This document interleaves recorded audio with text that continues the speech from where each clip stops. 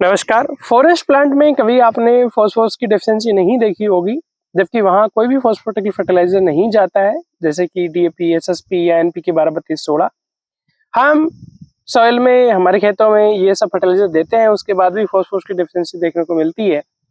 इतना तो हम सब जानते हैं कि यदि हम डीएपी, एसएसपी, एनपीके 12-32-16 की डोज बढ़ाते हैं एक सर्टेन लेवल तक, तो हमें उपज में इजाफा देखने को मिलता है। इट मीन्स फॉस्फोरस पौधों को ठीक से अवेलेबल नहीं होता है। फॉरेस्ट में क्या चीज़ है जो इन पौधों को फॉस्फोरस अवेलेबल कराता है? वो चीज़ है आपका माइकोराइजा। माइकोराइजा पे काफ़ी काम हुआ है, कुछ किसान इसके बारे में जानकारी रखते भी हुए हैं, लेकिन आज हम कुछ प्रैक्टिकल एस्पेक्ट पे इसके बारे में बात करेंगे। देखिए, माइकोराइजा है क्या?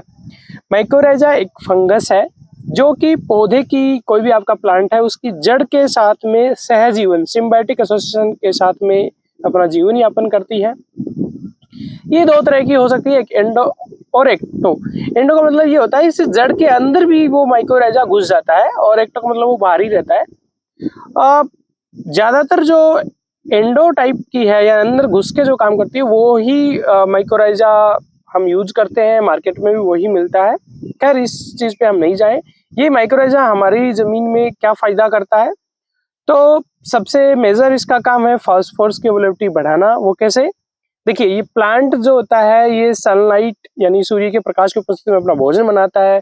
उस भोजन का कुछ पार्ट, कुछ 20 से 30% जो उसके अवशेष हो जाता है, वो एज ए रूट एक्सुडेट वो जड़ों से जमीन के अंदर छोड़ देता है, यानी जो शुगर्स है वो छोड़ देता है। अब ये जो आपका वेम, इसको वेम भी कह सकते हो आप, वेसिकुलर अर्बोस्कुलर माइकोराइजा।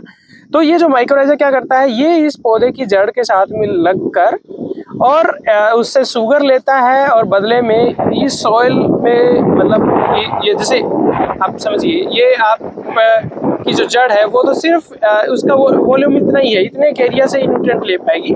लेकिन जब ये माइकोराइजा इसके साथ एसोसिएट हो जाएगा, तो इसका वो माइकोराइजा दूर दूर तक फैल जाएगा, कई मीटर डेप्थ तक फैल जाएगा।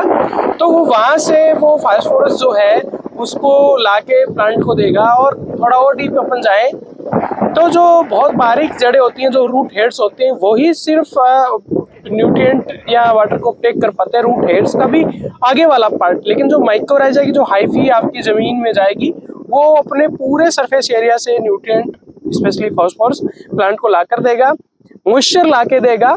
और फास्फोरस ही नहीं, वो जिंक और बोरॉन जैसे जो माइक्रोन्यूट्रिएंट है, उनकी भी अवेलेबिलिटी प्लांट को बढ़ाता है। मोटा मोटा आप ये कह सकते हो कि जो प्लांट शुगर है, जो उसको उसके जो उसके एक्स्ट्रा है, वो शुगर यानी खाने के रूप में माइकोराइजा को दे रहा है। माइकोराइजा इस जड़ के एरिया इतना न रख के इसको बहुत बड़ा कर देता है, और उस एरिया से आप मॉइस्चर लाएगा, नमी लाएगा, और न्यूट्रिएंट जैसे फास्फोरस, बोरोन, जिंक लाके प्लांट को देगा। तो इन दोनों का सहजीवन से ये आपस में जमीन के अंदर ये रहते हैं। माइकोराइजा को हमें कैसे देना चाहिए? माइकोराइजा देते समय सिंपली आपको एक चीज ध्यान में रखनी है कि आपका जो जड़ है, जड़ से माइकोराइजा का फिजिकल अटैचमेंट हो जाए। यानी कि आप कोई सीडलिंग लगा रहे हो, नर्सरी लगा रहे हो, पौध लगा रहे हो, तो उसको माइकोराइजा के कल्चर में डुबो के और उसको आप वही कर सकते हो।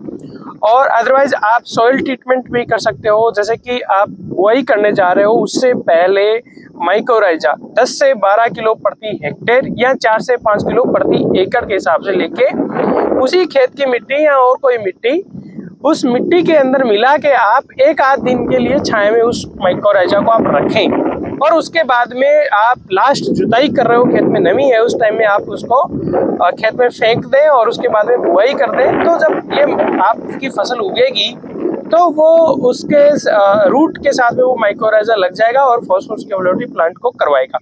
सॉइल के साथ में मिक्स करके एक आध दिन रखने का पर्पज सिर्फ इतना है कि वो उस सॉइल के अंदर अपने आप को सर्वाइव करना थोड़ा सीख ले, मतलब वहाँ की सॉइल में, वहाँ के टेम्परेचर में। क्योंकि एकदम से उस फंगस को अपन सॉइल के अंदर फेंकते हैं तो हो सकता है कि वो उसकी सर्वाइवल कम हो जाए। इसका मतलब ये नहीं कि हम सॉइल में इसलिए इंक्यूबेट कर रहे हैं कि वो सॉइल के अंदर मल्टीप्लाई करेगा। माइकोराइजा, आप जैसा कि मैंने बताया कि ये फंगस के साथ सहजीवन करता है, तो सॉइल के अंदर ये मल्टीप्लाई नहीं करेगा, क्योंकि इसको मल्टीप्लाई करने के लिए रूट चाहिए, प्लांट चाहिए जिंदा, तभी वो करेगा। यदि प्लांट नहीं मिलता है तो वो डोरमेंट फेज में ही रहेगा। उम्मीद करता हूँ आपको जानकारी अच्छी लगी होगी। नमस्कार, जय हिंद।